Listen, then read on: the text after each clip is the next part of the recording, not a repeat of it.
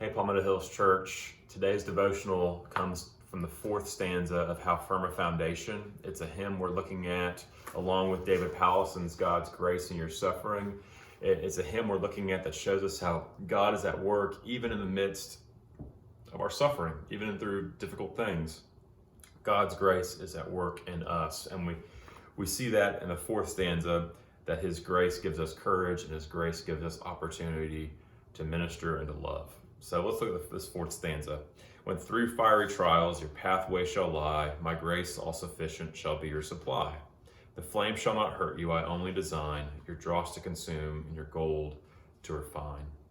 So as we're looking at this, we should notice that fiery trials are going to happen. That those are along our pathway. There is suffering in this world.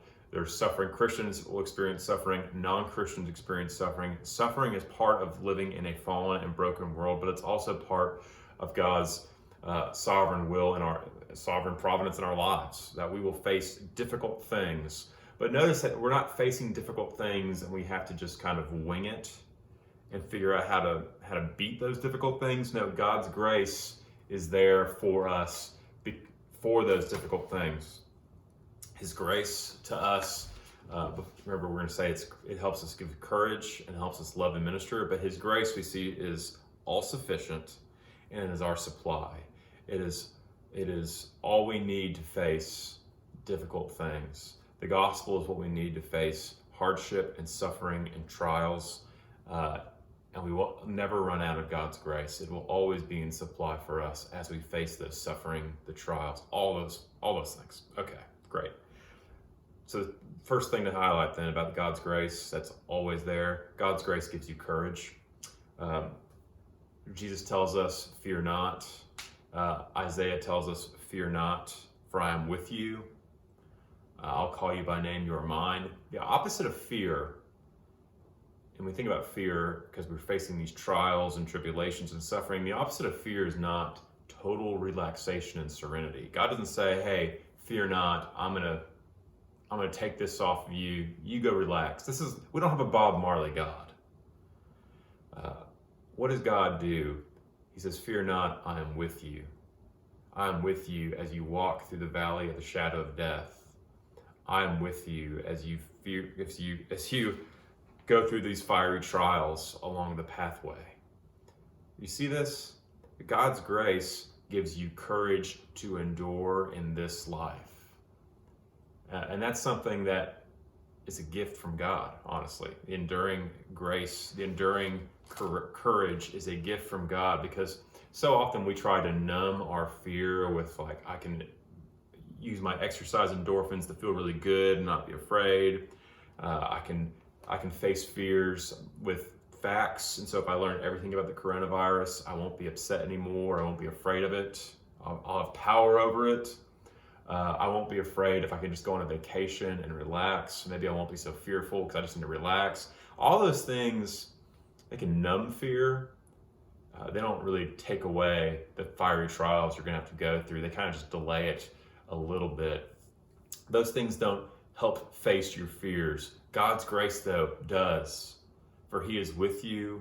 He's not going to abandon you. And so you're not walking through those fiery trials alone. He is with you and His grace is for you.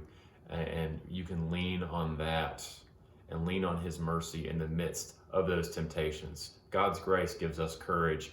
And that courage and endurance is going to help us, especially as we go through those trials, but it's going to refine us. We see your dross to consume and your gold to refine. It's going to refine us to look more like Jesus.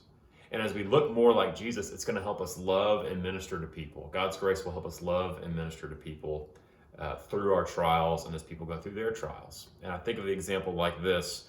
I take anxiety medicine for anxiety, depression. And so I've gone through some low points in my time, and the Lord, I would say those are fiery trials, and the Lord used that in His grace and His mercy in my life, bringing other people in to share with me. He used that so now I can minister to people and love people going through those very similar things. And I'm not looking at them going, well, just fix yourself. Just do this, you'll be fine. And I'm also not there being, I really want to help you. I don't know how to help you, but I really, really want to help you. No, he has given me compassion, and he's given me a love and desire to help. See, often we have this, I really want to help, but don't know what to say. And so you're just trying to be really intense. Or you know what to say, but you have no passion. And so you just kind of throw things out there, you armchair quarterback it. But God's grace in our lives as we go through our suffering gives us a passion to help and minister, and a love and desire to minister. What does that mean? It means, your trials, they're not in vain.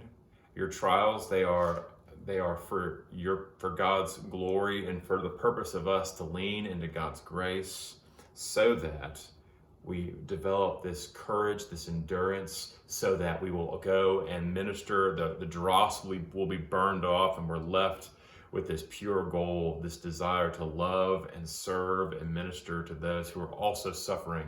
And so it just kind of reciprocates again and again and again.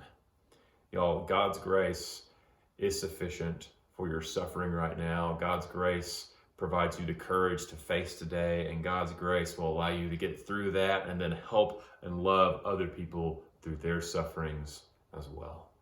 I hope that's an encouragement to you. It's an encouragement to me, especially on this Monday, as we're waiting to get back out into the world. Hope you have a great rest of your day. Thanks for joining us. We'll see you all again soon. Bye.